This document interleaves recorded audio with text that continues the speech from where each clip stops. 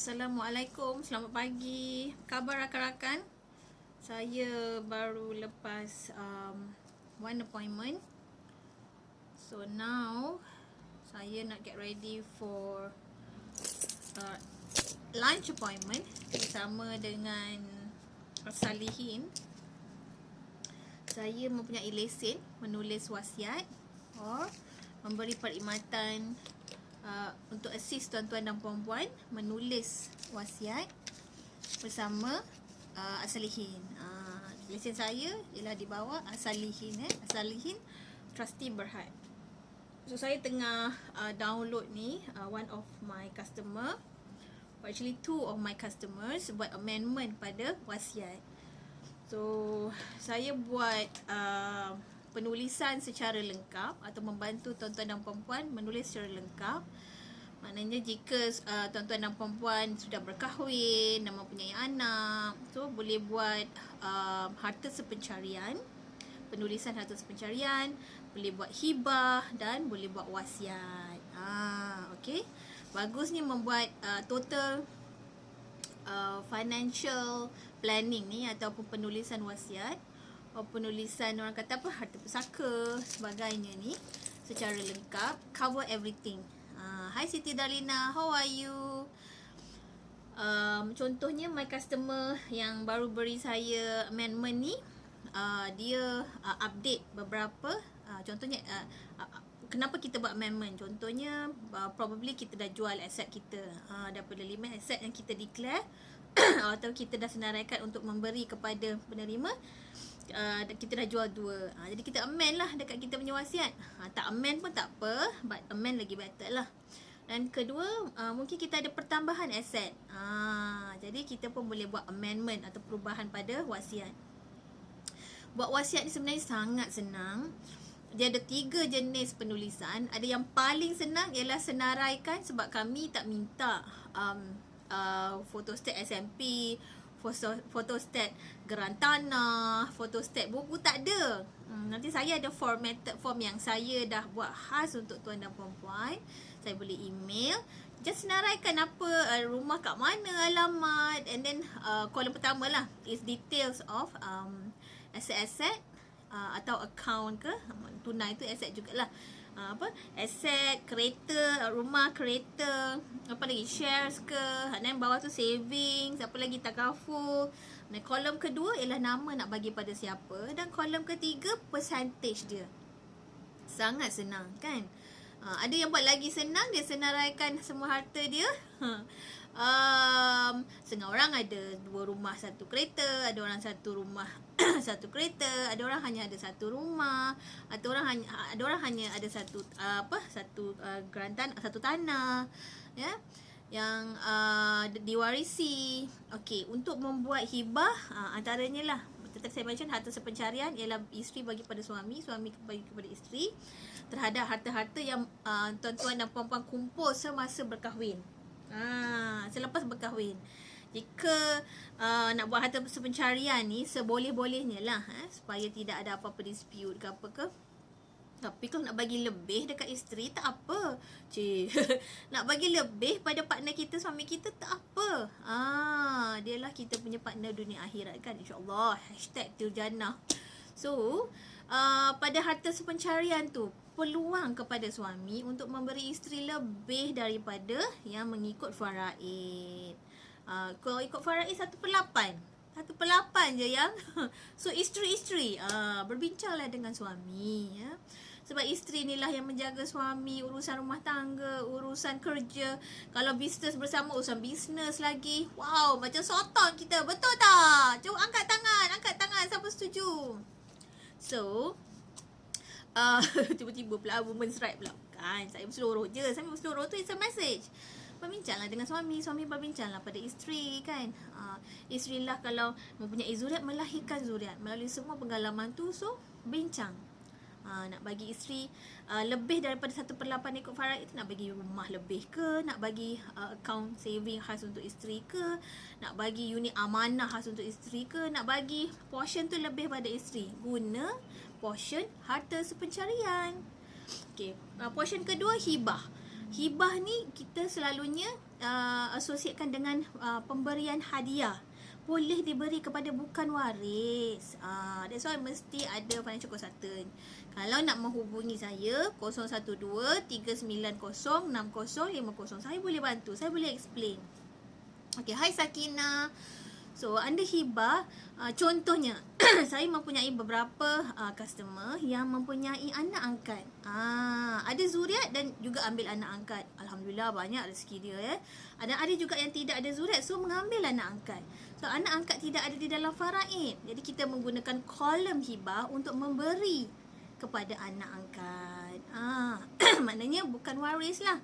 Ada setengah orang menggunakan hibah juga untuk memberi kepada anak sendiri, keluarga sendiri. Lebih daripada ikut catatan atau pengiraan faraid. And last kali, kolom last is wasiat. Ada orang nak buat wasiat je pun boleh. Wasiat maknanya satu instruction. Satu instruction. Pagi-pagi ni phlegm pula. Okay. Excuse me rakan-rakan. So, apa saya macam tadi? So ada orang nak buat wasiat je pun boleh. Wasiat tu maknanya kita punya niat. Tulislah. Again, senaraikan harta-harta. Macam saya macam tadi, tak perlu nak fotostat geran semua tu.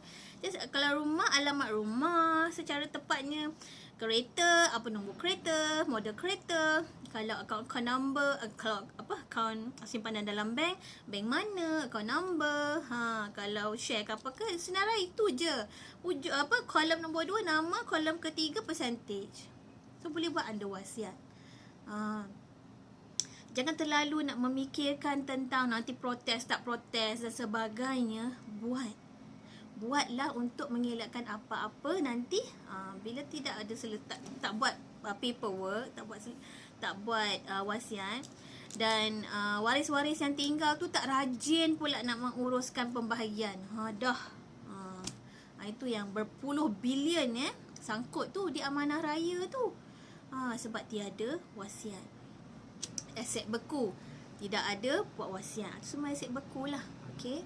So buatlah. Memerlukan again nombor saya, memerlukan perkhidmatan. Nak mendengar dulu pun boleh. No obligation. Saya pernah buat ceramah. Saya juga boleh bawa tim As-Salihin dan juga big boss saya Tuan Haji Peru untuk bercerita kepada tuan-tuan dan puan-puan. Saya pernah buat taklimat di Lake Club untuk 30 VVIP kenalan saya. Salah seorangnya ialah anak Sultan sebutlah. Okay, so I can do that kind of taklimat. Jika tuan-tuan dan puan-puan ingin mendengar, again no obligation, boleh hubungi saya. Saya akan datang untuk memberi pemahaman kenapa perlu buat dan bagusnya untuk buat wasiat. Remember, wasiat ni, pengurusan harta secara lengkap ni tak semestinya wasiat satu kolom saja. Boleh buat hibah dan boleh buat harta sepencarian kepada isteri-isteri dan kepada suami-suami, suami-suami, isteri-isteri, kepada couples. Wasiat perlu buat untuk menjaga each other. Banyak kes ya. Saya pernah, tapi many years back lah, masa saya mula-mula, yang buat saya tergerak nak ambil lesen untuk membantu membuat wasiat atau menuliskan wasiat. Sebab menulis itu sebenarnya tuan-tuan perempuan, saya tolong menyampaikan, saya check, saya tolong menyampaikannya pada As-Salihin. As-Salihin bahagian legal akan check. Okey semua, baru kita hantar pergi stamping. Fee sangat mampu milik. Ada 2,000, ada 3,000. Okey, untuk membuat, untuk buat stamping dan sebagainya. Tengok kepada berapa banyak harta yang kita senaraikan lah. Kita panggil clause. The more clauses, of course, lebih sikit fees lah. Macam my customer yang ada contohnya satu rumah, 2 kereta dan beberapa account tunai, dia buat dengan saya, ada yang kena 2,700, ada yang fees 1,009. Macam tadi, clauses, and ada juga customer saya yang mempunyai clauses banyak, aset dia banyak, kena 7,000, 8,000. Masa sebelum buat stamping tu, kita kena, bila dah finalize, kita kena bayarlah. Terus bila bayar, dah okey, dah finalize, cun, kita pergi buat stamping. Nanti tuan-tuan dan puan-puan pegang satu set, Salihin trustee akan pegang satu. Okey, perbezaannya trustee dengan lawyer ni, ramai orang kata dah buat dengan lawyer. Okey, boleh buat dengan lawyer. Saya dah dengar-dengar lah, ada banyak perbezaan sebenarnya buat trustee dengan lawyer ni. Okey, apa sahaja alasan rakan-rakan dah buat, alhamdulillah. Kalau tak buat, buatlah. Ya, buatlah. Senang untuk kelangsungan hidup, penyelesaian harta selepas ketiadaan kita nanti. Kan tak adalah nanti yang berebut, tak adalah yang nanti tertunggak bayaran itu dan bayaran ini. Siapa yang patut ambil tu, ambil ini. Siapa yang patut tinggal kat rumah tu. Macam saya tadi nak mention cerita yang my customer, the husband passed away, stayed with keluarga mertua. Mungkin rezeki dia lah macam tu. Bila husband pass away tu, dia tidak dibenarkan duduk di rumah tu. Sebab rumah tu keluarga mertua menuntut lah, kata itu mereka punya. So saya kesian lah. Bagi saya, dia dapat 1/8 ikut faraid, tapi dengan baby lagi. Dan saya kata many years back lah, masa tu saya mula-mula nak ambil lesen wasiat ni. Tu saya fikirkan, kena buat ni. Suami-suami kena buat ni, kena buat, tulis hak-hak isteri. Macam contohnya saya bagi suggestion lah, rumah yang tinggal tu berilah pada isteri. Dan isteri boleh buat wasiat bersama suami. Macam saya ada customer, dia buat 2 papers lah. Satu, suami senaraikan apa aset-aset dia nak beri kepada siapa. Ada juga nama isteri dalam tu. Oh, banyak nama isteri. Dan sama juga dengan isteri.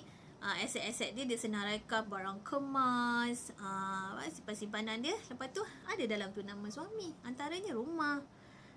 Kan, tak buat tu nanti bila berusia nanti, siapa nak jaga kita? Kita nak duduk mana? Okay. Alamak, tak boleh buka. Kenapa? Read only. Kita buka read only. So rakan-rakan, Surah 11-12, remember dalam mempunyai financial planning yang lengkap, pengurusan keuangan yang lengkap, bila mampu, carilah kemampuan tu. Pertama, buat investment. Kedua, takaful, perlindungan. Dan ketiga, buatlah penama. Lebih eksklusif, buatlah wasiat. Ya. Saya mempunyai lesen again bersama Salihin Trustee Berhad.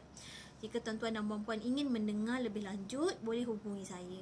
Boleh WhatsApp saya pun boleh. 012-390-6050. Alright. Okay, have a great Thursday everyone. InsyaAllah kita berjumpa hari Sabtu ya. Jangan lupa register untuk International Work-Life Balance Forum. Ada tu dah 2-3 kali saya letak dekat FB saya. Register is free. And tajuk tahun ini sangat bagus. Choose to lead. Kalau ikut rentetan daripada International Women's Day hari tu, choose to change. Sorry. Choose to change. Ini choose to lead. So saya akan menjadi speaker di belah petang pukul 2.30. Join saya. Daripada pagi lah join. Dengar cerita-cerita menarik daripada speaker yang hebat-hebat internationally as well as local. Semua tokoh-tokoh wanita kita pun ada. Dan ini tak semestinya untuk wanita, lelaki pun jom join. Kepada Elite Group of Consultants, Elite Wealth Advisors, legacy saya.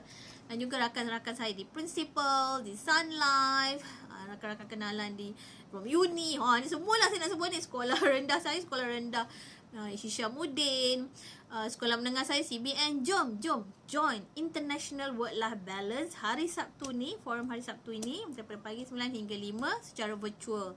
Registration fee nanti go through lah saya punya FB and please register. So tema tahun ini apa dia tadi? Choose to lead. Okay, so bye everyone. Jumpa lagi sebentar lagi. Sebentar lagi. Probably petang lah. Petang. Because right after I finish go through amendment customer saya, pada wasiat dia, saya kena hantar kepada As-Salihin. Lepas tu saya ada lunch meeting dengan As-Salihin, Trustee Berhad. Lepas tu petang saya ada appointment, dan saya akan berjumpa dengan downline saya for coaching pukul 4, probably di pavilion. Kalau sempat kita nanti bersiaran di pavilion, Alright, have a fruitful day. Remember, setiap detik, setiap hari, setiap jam kita fikirlah macam mana nak add value to others. Add value to others, add value to others. Bye everyone. Assalamualaikum.